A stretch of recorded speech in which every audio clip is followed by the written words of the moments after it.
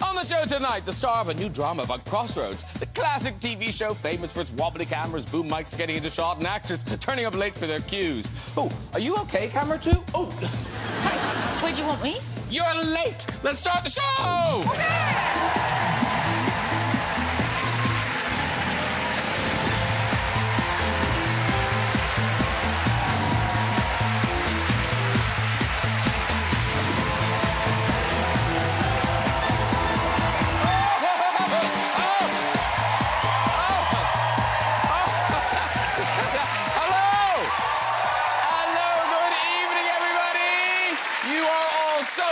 Welcome to the show.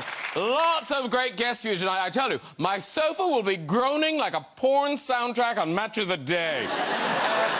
Did you see that? It was good. A prankster, a good one, hid a phone on the Match of the Day set, OK? Then he put the ringtone for porn noises and then called it during the show. OK? Good gag. Bless Gary Lineker. I mean, he took it in very good spirit. I mean, you don't just normally associate Match of the Day with rampant sex, do you? I stand corrected. The BBC has said somebody is facing the sack, which is certainly what it sounded like someone was doing. And in this time of bitterly cold weather, it is very cold, very, very cold, a little animal story caught my eye. Did you see the raccoon stuck at a train station in America? Did you see this? Look at him there. OK, what happened was he was crossing the track in minus 12-degree temperatures. And then he just sat down for a moment and his testicles froze to the railway line.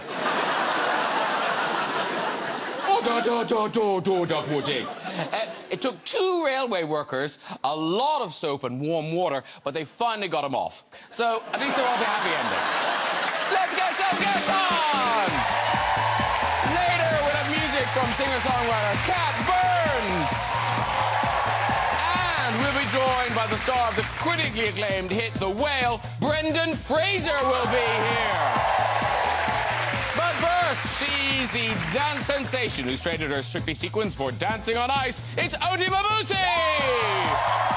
We love Oti! Oh!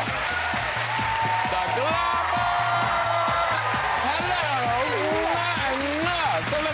Have a seat, too. He's the BAFTA award-winning writer and producer of Doctor Who, Queer as Folk, and It's a Sin. Please welcome Russell T Davies. Oh, hello. Hello, my love. How are you? Lovely to see you. Let it go. Starring as TV legend Noele Gordon in Russell's latest TV drama, Nolly. From The Crown, Fight Club, Sweeney Todd and The King's Speech, it's the one and only Helena Bonham Carter! Oh! Woo! Hello. So good to see you. Have a seat, too. And she's the 4-time Oscar-nominated star of Brokeback Mountain, My Week with Marilyn and The Greatest Showman. Now wowing the critics in Steven Spielberg's The Fabelmans, it's Michelle Williams!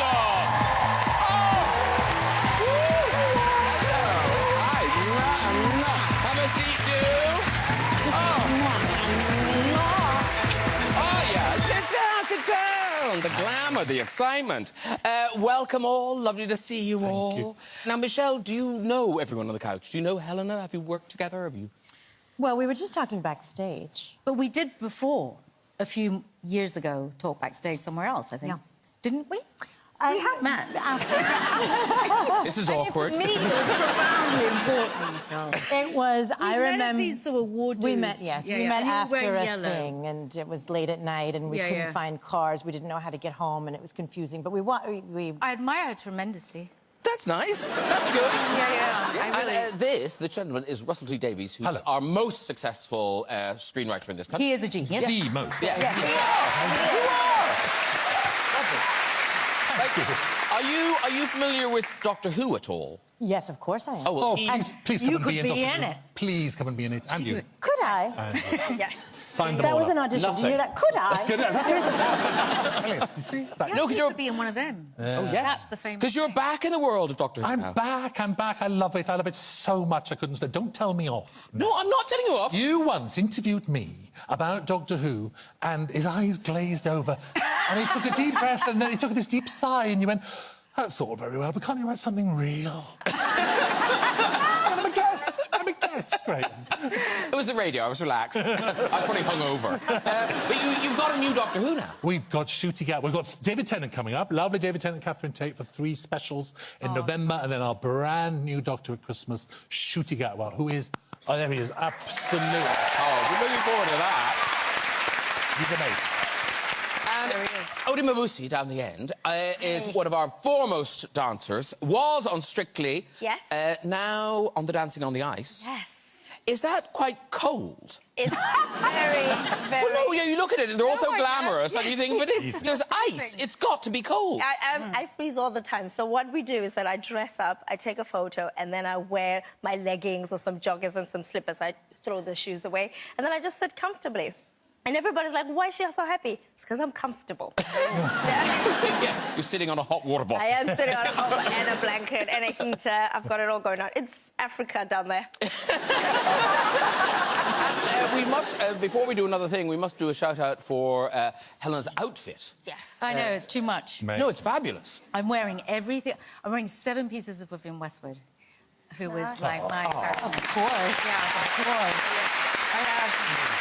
This is, in fact, I wore this. Do you recognise I this? do recognise this. Now, how do you recognise this? Did you wear it on this show? I did. Oh, okay. Yeah. No, this is your penis skirt. This is my happy penis skirt. Oh, they're happy penis skirts. Yeah. We've all Happy got things. one. It's my lucky penis skirt. Do you want to borrow it? I've got one. Exactly. It's very useful. It's magical. Yes. Vivienne believed in buy less, so I thought I'd wear exactly the same thing. But then I got this, which is a signature thing, which is great because it does all the work for you. You don't have to... I'm wearing one underneath. Are you wearing one? And it means you can eat anything. So I've been eating cake, but it doesn't really matter because you just shoves that and it makes these things happen. It's great. Yeah, it's all working. It's all, whatever's going on, it's working. It's working. Hey, let's crack on with our big film of the week. Michelle Williams stars in The Fabelmans. It opens next Friday. That's the 27th. And this is Steven Spielberg's... Well, I suppose it's his most personal film to date. So tell us who you play and about The Fabelmans. I'm his mama. Yeah. It's a story of his childhood. It's about his adolescence. And it's really kind of about how this man came to be. And it takes him from when he's 6 to 16, a little older than 16, but I play his mom in both decades. I was pretty happy to play 34. That was my big win. And, you know, actors always joke about kind of like, oh, it's Steven Spielberg on the phone. But you actually had that. Steven Spielberg was on the phone. You know, I got this text. It was the middle of the pandemic. Not a lot of good news streaming in. I got this text on my phone, and I thought I was reading something wrong, and then I handed it to my husband, and his reaction told me it was correct. We started jumping up and down, and like, you know, middle-aged people do when they're excited, and it said that he wanted to talk to me, and I didn't know why. And then all of a sudden we're on this Zoom, and I realized what he's asking. He wants me to be his mom, who he loved and adored, and wants to make this movie to honor both of his parents. And then the work began. I always say there's one good day, which is when you get the job. Yeah. And then the nerves. Terror. Terror. Yeah, terror. inside. Just like, just Yeah. terror. But there's that one glorious day hope. when they're like, Before you they actually want- commit to Yeah, anything. yes, exactly. You have all these ideas. Yeah. That's what I had when I read your script, and then it was like, oh my God, I got to do it. Yep. Yeah. Tell you what, we've got a clip of you doing it. This is your character, Mitzi, encouraging the young Sam to pick up his camera again. In this family, it's the scientists versus the artists. Sammy's on my team, takes after me, except he's got real talent. Mom? And he's completely terrible at science. And algebra. And sports. Will you please stop? He showed me his camera. Is he gonna kiss him? I'll tell you later. Shut up! He sleeps with a camera under his pillow. No, I don't. But he refuses to actually shoot anything. He should shoot Ditch Day. They still don't have a photographer. You could volunteer. What's ditch day? It doesn't matter, I'm not Seniors get to going. do at the end of the year. They let us pretend like we're ditching school and we all take buses to Santa Cruz, Maine Beach. You have to go! Everyone goes! My dad will lend you his camera. It's super fancy. It costs like $1,000. It's called like an Air something. I forget. Wait, not an Airflex. Right? Your dad owns a 16mm Airflex? Wow. Wow.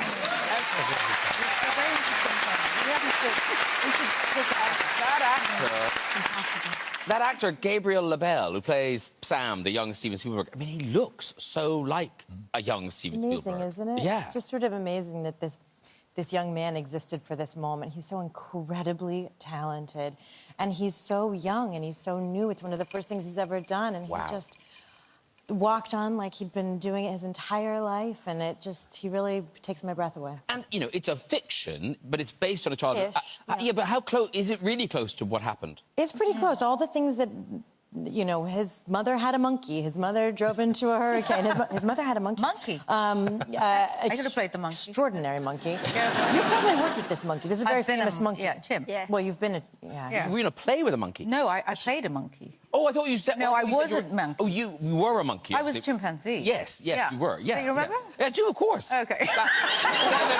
Planet of them. Yeah. Exactly. Planet of many. Yes, there you are. Oh, yeah. Hey, lovely. Very Good look. nice. Yeah. I only do chimps, but what kind of monkey did you have? She's a capuchin. Nah. Yeah. No? But it's a proper showbiz monkey. She's a very famous monkey. What's her name? Crystal the monkey. We've got a picture. You might know her. There's You'll you and the know her. There's you and the monkey. Now, Crystal... You look slightly Crystal more... is so famous. And rich. Is she really? Very rich. Is she really? Net worth is Richer than us, millions. I think. I mean, not richer than you, but Well- maybe richer than me. How much? Definitely richer than me. How rich do you think I am? No, because she... Are you like monkey rich? Is chimp rich? No, Crystal must be rich, because Crystal's been in Night at the Museum, American Pie, did a celebrity cameo as herself in We Bought a Zoo. This is Crystal on the red carpet for The Hangover Part 2. Loving it. That must have been quite hard as an actor to act with. I mean... Well, maybe she was a professional. She's a professional. You know, you're being a bit monkeyish. Sorry. It must have been hard. Maybe not. What do you think? Oh, she is an incredibly professional monkey. There's nothing that she can't do. I asked the trainer, I said, is there anything you've tried to teach her that she was unable to master? And he looked with this, like, very paternal love in his face. He said, no, nothing. There's nothing she can't do. I said, except not wear a diaper. But other than that... Yeah, she's really great. Other than that, anything. But she is incredible. She is a scene stealer, though. Yeah. You cannot have a dramatic moment with a monkey in the room. Yeah. And Crystal Monkey has this incredible CV, to the point where I feel like there might be more than one Crystal. Do you think it's all one Crystal? There's another one. Why do I have so much knowledge about these monkeys? Actually, why do you have all this knowledge? Yes, that's a very good question. Why do you know so much about Crystal Monkey? Because Crystal has a competitor, or like a rival. There's another monkey. Oh, I could write this. I'm writing this who's film. in the movies as well. Really? Yes. They're rich, these monkeys in Hollywood. They're rich. Oti, why do you know this? Why do I dance? I should be an agent for monkeys. No, because I was really interested. I think I saw Crystal in one, I think it was The Hangover. And I think it wasn't one monkey, it was multiple monkeys. Okay. And then I Wikipedia'd like normal people do. Yeah. Because this is a lesson you learned, was one of your first movies was a Lassie movie, wasn't it? Wow. Yes. Wow. Yeah. My very first... Wow. Betty was... You are like a living legend. That's what old means. Yeah, no, I've been doing this for 30 years, so... Yeah. Because I would have thought with dogs, because dogs are trainable, you just have one Lassie. No. There's a hero Lassie. There's a hero Lassie. Basically, there's the best of the breed, and then there's the other ones that just haven't progressed as far as the hero, which I think is the case with Crystal. Like, there isn't a monkey who can do what Crystal can do. Yeah. But they have, like, in case of an emergency, they have, like, a sort of, like, a stand-in Crystal. And for Lassie, they have, like, like cousins of Lassie. And then they have, like, a stuffed Lassie that they There's the stunts. Yeah, Lassie can't be bothered. Very good. Listen, The Fabelmans, let's remind you, it is out in cinemas here from next Friday. Congratulations on it, Michelle. Yeah. It's so, so good.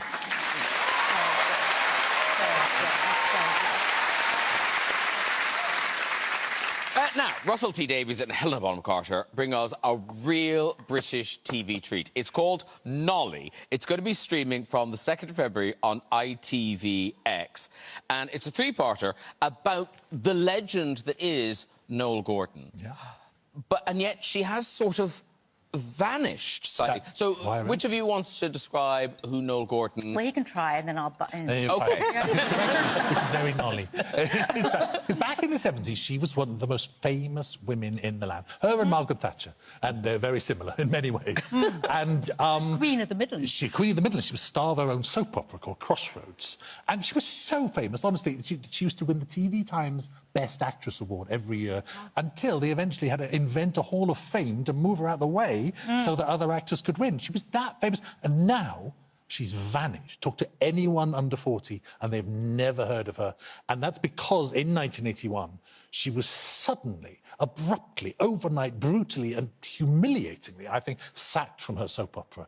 They didn't take her out to lunch. They didn't take her out to dinner. They didn't say there might be a problem. It was just a great, big public axing. And I was 18 at the time, and I was fascinated by this. And I spent all these years thinking, what happened there? Why did that happen? But how great that then this is happening. Like, watching it, I was thinking, the person who would love this the most is Noele Gordon. Isn't he? Oh, I know she would love it, wouldn't she? Yeah. I think There she is. There she is. On reception. I don't look exactly like her, but it doesn't really matter. But she was a wonderful woman. I read the script. I didn't, to be honest, when I read it, I wasn't exactly conscious of who she was. But then I read the script, and the script was just like a gift. It was like the most beautiful, just love letter to her, but also to any actor. I just thought, oh my God, I can't believe how beautiful and brilliant and hilarious and funny and. I just thought everybody needs a bit of a Nolly. And then I said to him, I said, so why are you doing it? He said, well, we got to... She was really treated craply, and we need to give her a proper send-off. And I just love that sentiment behind it. And he's such a humane man, apart from being overstacked with genius writing skills. But I just love that position of... I'm sucking up to him, because I want to have a fucking... I wonder what he was overstacked with him. Overstacked with what? Overstacked. He is overstacked. And, you know, he's 6'6", and every inch of him is kind, and every inch of him is talented. He is amazing, this man. Well, I tell you what, we'll talk about Crossroads and Noel some more, but let's watch a clip. This is you, Helena, as Nolly, and you've decided to break the news of your They've just told me, and everyone says, keep it quiet. Yeah. And I said, don't tell anyone. Here she is. I am shattered and devastated. I have been brutally axed, and my heart is utterly broken. Nolly, I'm from ATV Today. Do you have a message for your loyal fans? Oh, you're from ATV, are you? Well, let me just say, you wouldn't have a job if it wasn't for me. I think we should... No, I wasn't just an actress here. I was staff. I was the spine of ATV, and the heart, and the soul, and the guts. I practically invented daytime TV. Crossroads was built around me. Everyone says the star of the show is the motel, but let me tell you, the star of the show is not a bunch of flats held together by plywood and sellotape and spit. The star of the show has been sacked. Charles Denton sacked me. He sacked me. Oh. So good.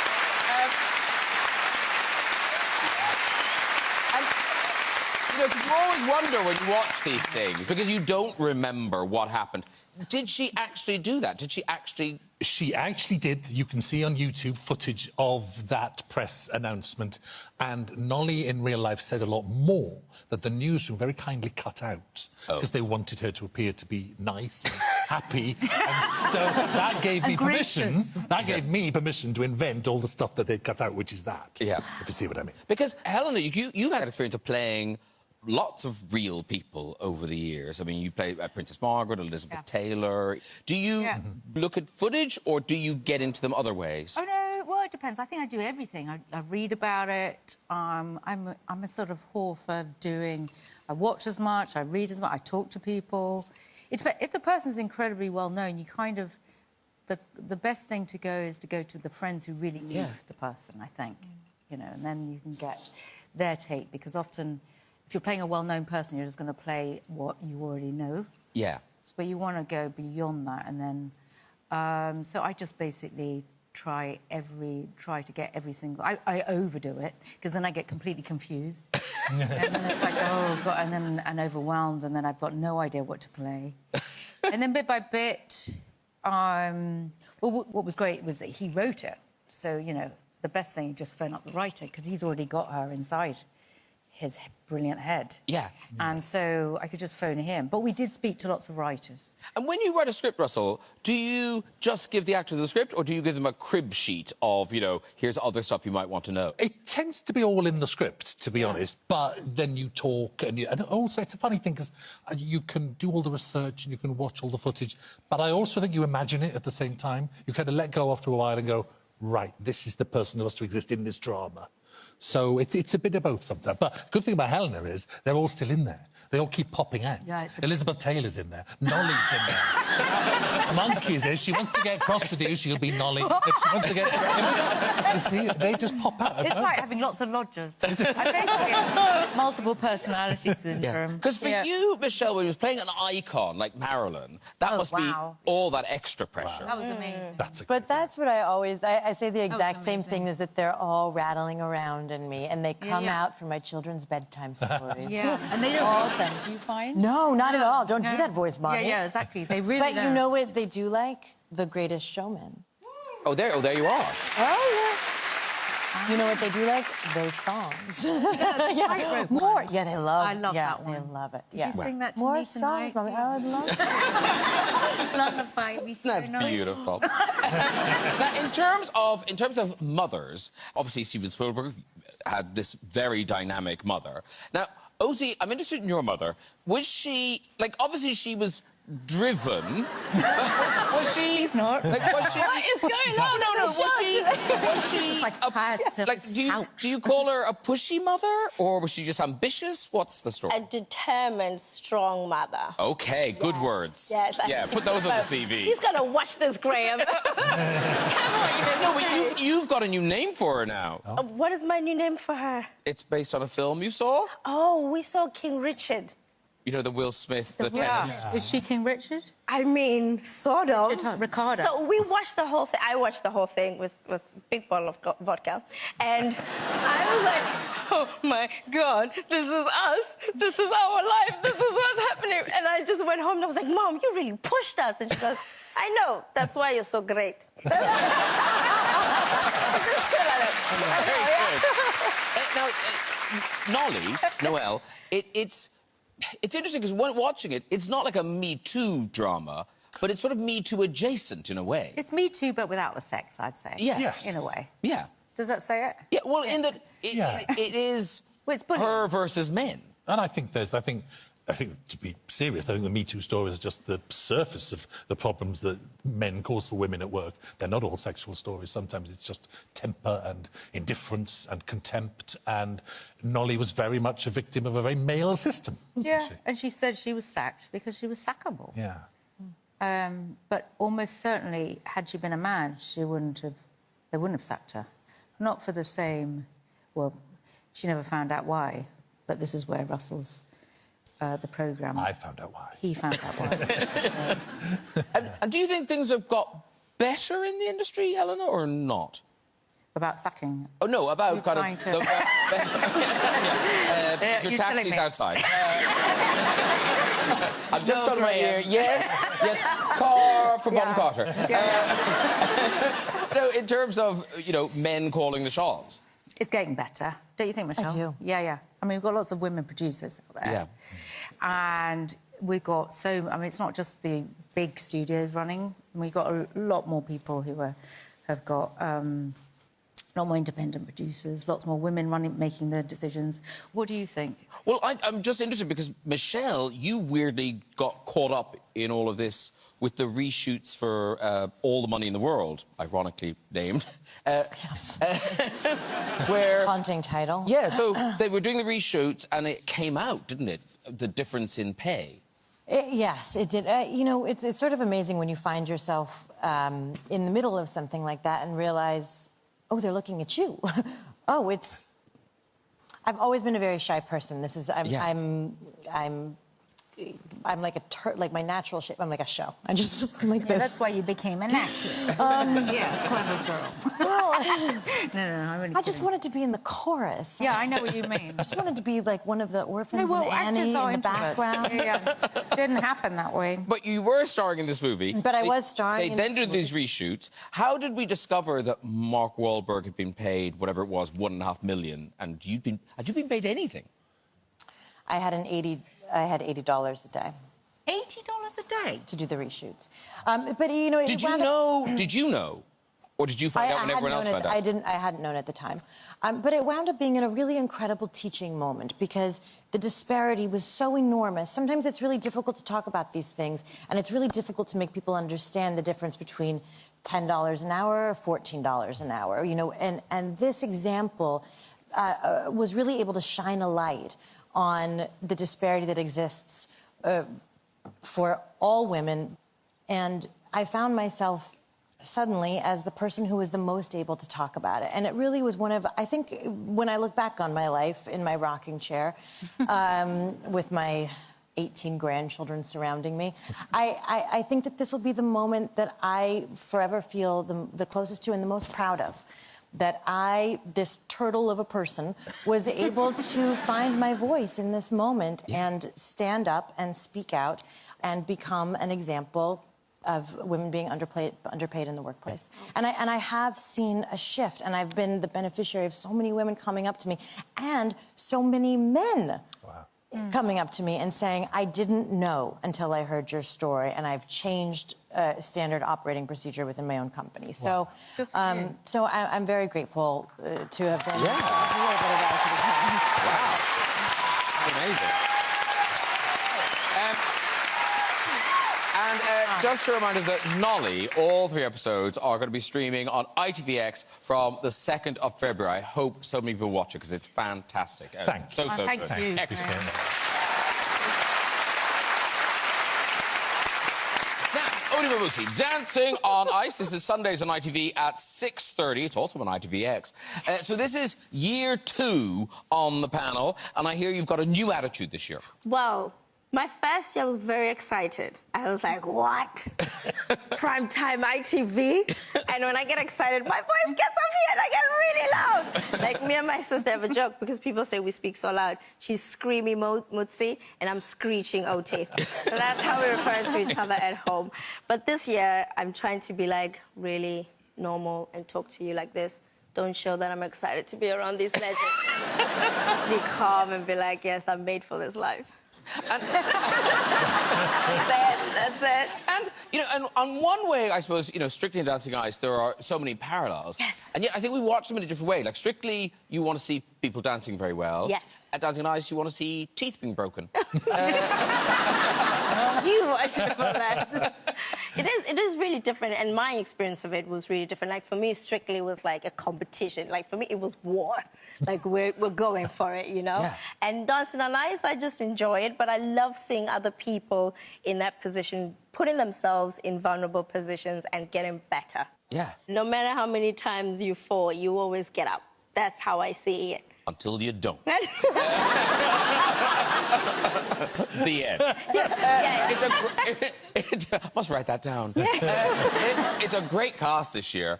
Who are you looking forward to in particular seeing? I am looking forward to the Vivian. The Vivian. Vivian, who won RuPaul's Drag Race. Yes. What's good is you've made everyone look like drag queens, so it's hard... it's hard to spot the Vivian. she's really, really tall, so I think they made them all the same height they've shrunk as her. well. Okay. Yeah, but it's great. And who else? Patsy Palmer, Yes. Joey Essex. Joey was the surprise of, I think, the first episode, because everybody knows him a little bit as the jokester, the guy who's like, "Wallop, yeah, I'm Essex." And he came, and he came out, and then he had like a finger wave, and he was really suave. He was good. He was really, really good. Okay, well, one of the standout stars so far is Aiken Sue. Yes. Aiken Sue. And we've got a clip. This is her with her partner, Brendan Hatfield, giving it their all.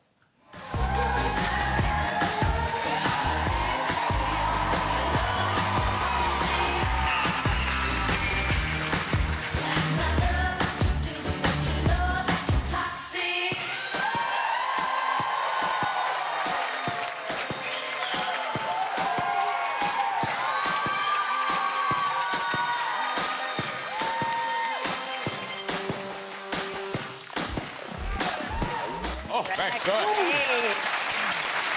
Now, if we are to believe what we hear in the papers, this caused a lot of complaints. I know, it's so exciting to be a part of a show that does that.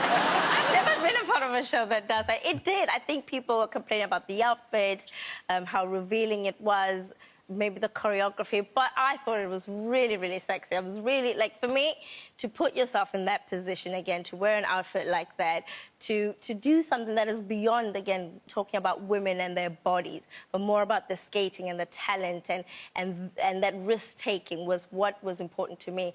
And if I had that body, You should. I'd wear less to this show, and I wear it all the time. It'll just be a wig, just a wig. This is me. Now, you look at the couch and you think, I wonder which of these people has been asked to appear on Dancing on Ice, and you wouldn't guess Russell T Davies. Me. Why is it so funny? Why is it so funny? No, but no, he just watched it. He's like, this was brilliant. It got a bit of a... Yeah, I would have worn that. I would have worn that costume. It was way back. It was like it was brand new, and it was Doctor Who was at its biggest, so I was yap everywhere. It was called Stars on Thin Ice back then, and I was on a list of 5,000 people they must have asked to be on it, and I could not have said no fast enough. But you live to regret it. Did you watch the show and think, maybe I could have? I know. I'm here. You still can. Here I am with these ankles now. Yes, I you couldn't. can. Because, Michelle, you're from the frozen tundra of Montana. Presumably you can ice skate. You know, whenever somebody has, like, a kid's birthday party at the skating rink, I'm always thinking, you mean drunk people on knives on ice? No, it terrifies me. I'm with you. Yeah. Can you do it, Helena? No. I don't like sliding.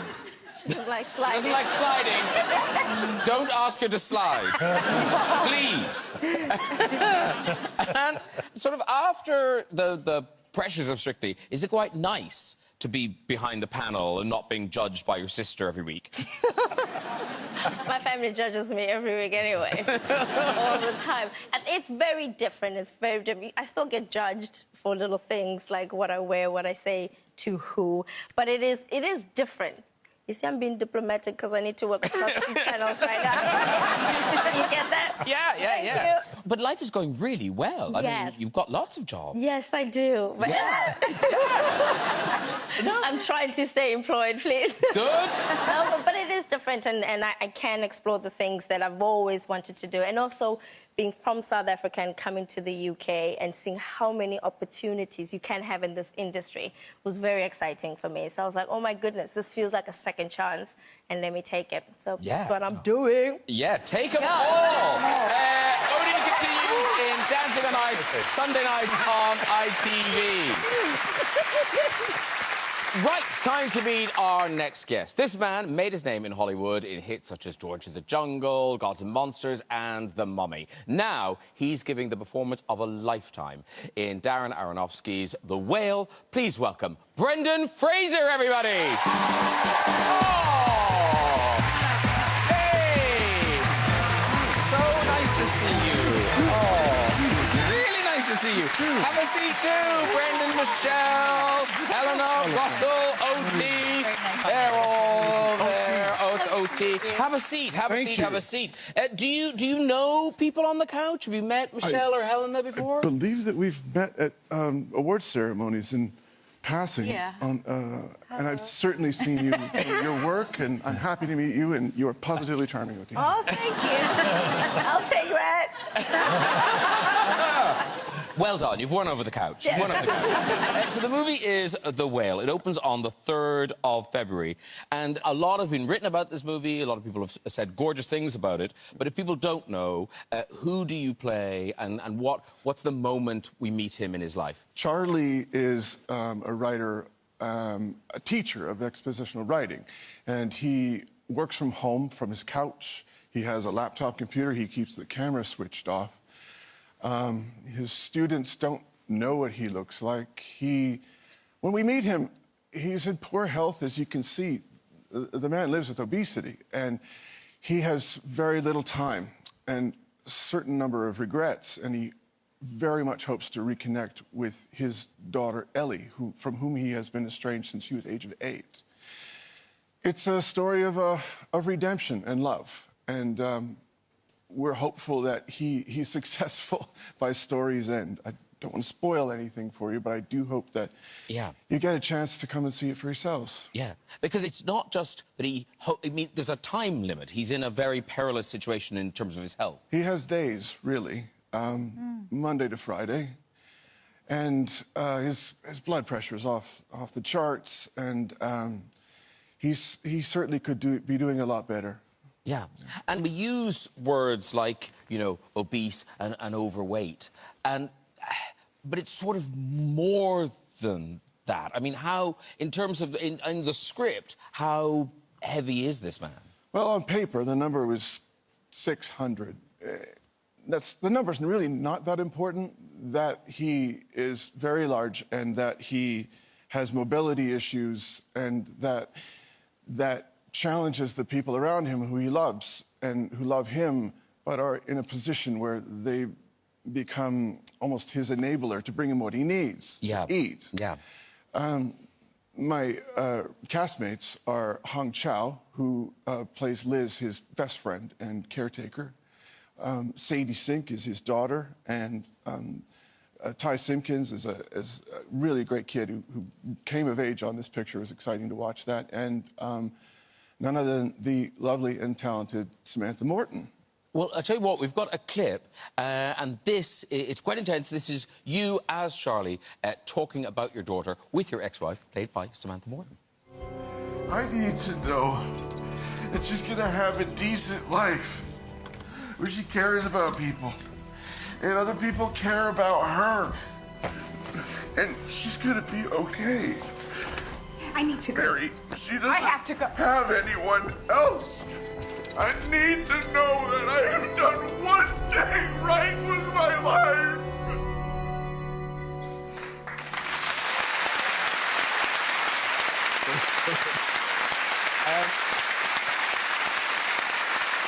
I mean, you know, people will be blown away by your performance in this film, and it is. I'm right that it's unlike any performance I've seen you give before. Yes. Did you know you had this performance in you? Did you know that as an actor you had this? I knew it wasn't asked of me. I knew it was material I hadn't seen before, and I just knew the basics of it when I went to meet Darren. He wasn't certain how he was going to make this movie because it would require the actor to clearly wear extensive prosthetic makeup. Yeah. To create Charlie's body. And did that help or hinder? Help, absolutely. Yeah. Because it was designed with the rules that it would obey gravity and physics. And it was appropriately heavy. And that really made the experience of playing the part, I think, really a lot closer to what it would be like to live in a body of a man that size, for me, personally. Yeah. Because when it came off, I could still feel an undulation. You know when you get the feeling when you step off a boat onto a dock? You're kind of in vertigo? Yeah. I think what that was is just showing me that it's still with me. And it also let me know that to be a person of that size, you really have to be very strong, physically and emotionally. Yeah. And I grew to appreciate that by having played this part. And you're one of those actors, you've been working constantly, and yet this has been described as your Renaissance, because people like words like that. Does it feel... They have, I didn't make this shit up. Me neither. Hey, look, we just work here, okay? Does it feel like a Renaissance to you? Every time I hear that, I want to look at the ceiling. Oh, look, there's Rick O'Connell. Oh, look, there's George of the Jungle. Foreshortening. You can call me whatever you want, just as long as you're calling me. Okay. And presumably people are calling you. Are they? They must be. You must be in back-to-back meetings. You're so hot right now. And weirdly, here's another thing I want to bring up. There is an odd link on this couch between the Fabelmans and Brendan Fraser. Do you know what it is? You do, don't you? No. Yes, you do. We hope it's not us. Yeah. It is, of course... Crystal. Crystal the monkey. Crystal the monkey, her first job was George the Jungle. Jungle. It was that bitch. She had a boyfriend called Mr. Binks, who I normally work with.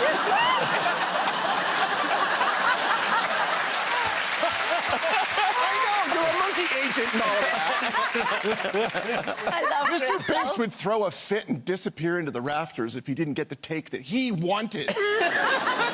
Because Mr. Binks was a boy monkey. Oh, okay. He had to wear a boy bikini. And he would get frustrated occasionally and rip it off. Disappear into the ceiling. This is late night television, right? Yes, it is. Start jacking it. Oh, yeah, oh, okay. Stop and throwing it. And the trainer would come out and go, Mr. Binks! Stop that right now. Mr. Binks couldn't give a flying. He was just like, oh. I'm so sorry. He's turned.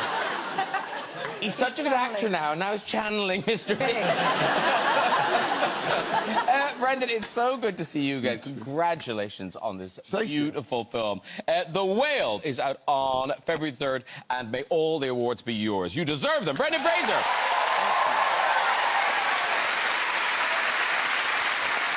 Right, time for music. This triple Brit-nominated singer joins us after a whirlwind breakout year. Here performing her current single, People Pleaser, it is Cat Burns. I hate confrontation. It makes me uncomfortable. My brain goes hazy, racing when I get vulnerable. It's a lose-lose situation. Communication. I wish I could just say it straight away. Oh, I hate being this way. I learnt it from such a young age that my needs and wants ain't important anyway. So when you say something's wrong, I just wanna make it better. Oh, but I've realized that you just want me to listen. But listen when I see you cry. I can't stand what I feel inside. Oh, I just wanna fix you. Guess I'm what they call a people pleaser. Pleaser. Pleaser. Guess I'm what they call a people pleaser. I've put my comfort behind everyone else all my life, and it's so hard to describe unless you do it too. It's a lose-lose situation. Communication. I wish I could just say it straight away. Oh, I hate being this way. I learnt it from such a young age that my needs and wants ain't important anyway. So when you say something's wrong, I just wanna make it better. Oh, but I've realized that you just wanted me to listen.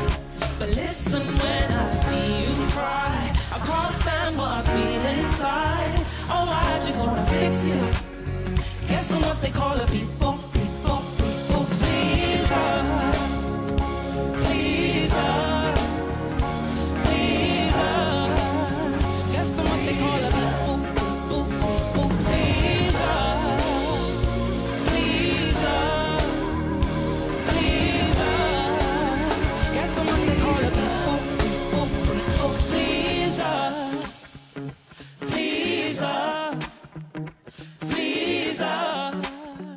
guess I'm what they call a people pleaser.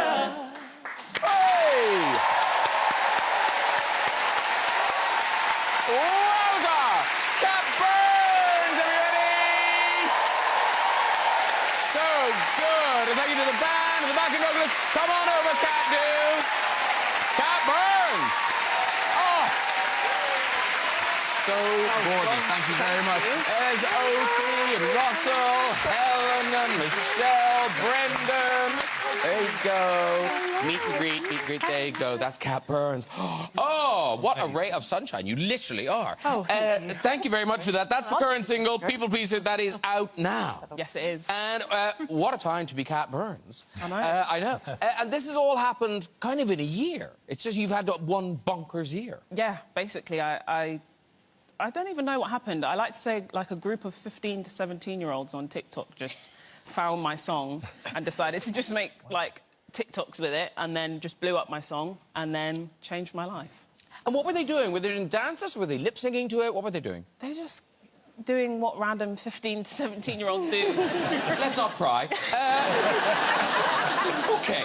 I mentioned it in the introduction. This is amazing. So that TikTok thing happened. You've had this amazing year. Yeah. And now, 3 Brit nominations. Wow. Yeah. So the Brits, they're on the 11th of February, and I believe you've got an announcement to make, Cat Burns. I am, in fact, performing there as well. Oh! Like, that is a big deal. Yeah, it's, sometimes I just think, like, I've just finessed my way in here. Like, I don't actually even know how I got here today. I feel like a security guard's going to be like, how did you get in? Thank you so much for that performance. Good luck on the 11th of February, and we look forward to seeing that performance as well. Cat Burns, everybody! Very good. Thank you, guys. Right, that is nearly it. But before we go, just time for a visit to the big red chair. Who's there? Oh, hello. Hello. Oh, my gosh.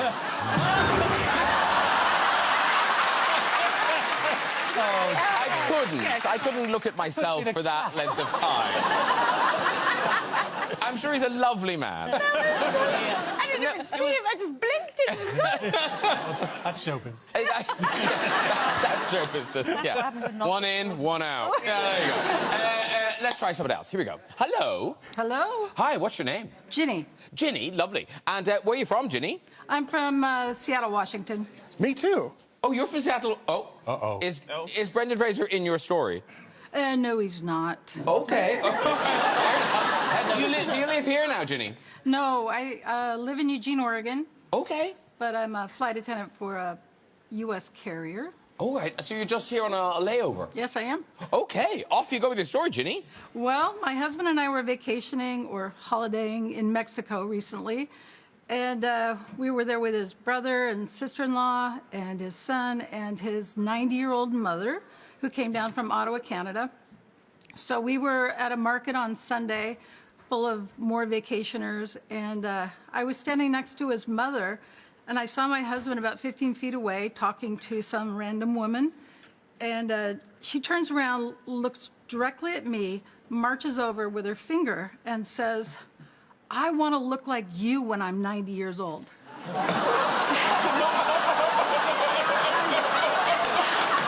looked down at my mother-in-law and I said, "Oh, like that?"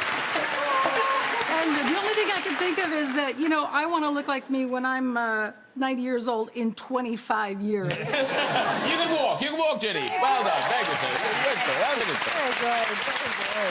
Doing Canada proud. Doing Canada proud.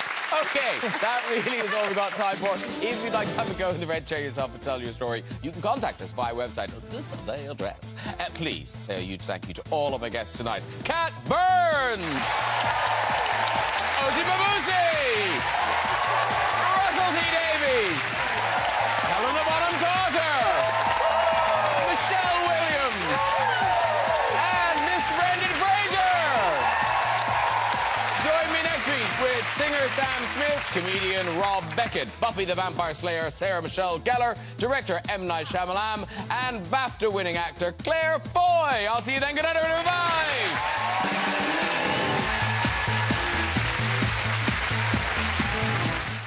It all started with Rose. Revisit those early Russell T Davies years. Press red for Doctor Who on iPlayer.